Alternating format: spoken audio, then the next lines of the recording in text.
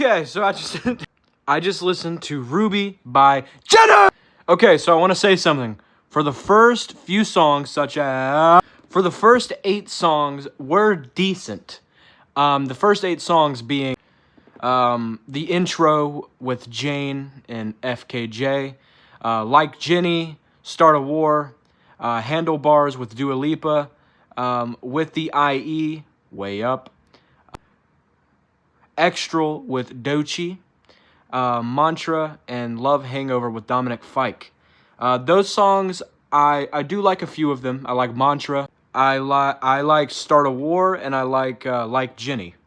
And I did like Doechii's part in Extra, but I wasn't a big fan of Jennie's part. Now, for the most part, I feel like this album reminds me a lot of something that I would hear in 2018, 2019. It feels very past its time for the most part. But once you get to the song Zen, which was a single, which I'm glad was a single because it was very interesting and it made me want to listen to this album. I think Zen is actually the most interesting song on the album. I think it's insanely well done, and I think it's just different. I think it's very creative. I think it's very just weird, and it sounds nothing like some of the rest of the stuff on the album.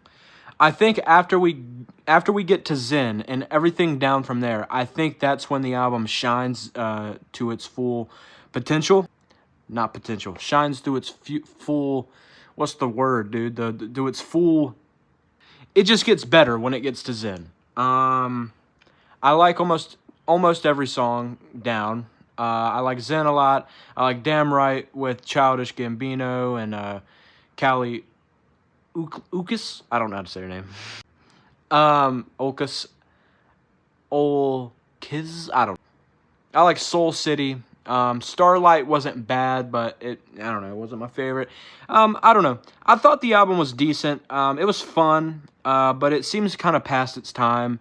And a lot of songs, in my opinion, are a little bland and not very interesting. But I think Zen is the best song on the album. And Twin, the one I was at the beginning of the video, is the worst. It's actually the worst song on the album. Nobody can convince me otherwise. I give this album a 5.5 out of 10, but pretty decent.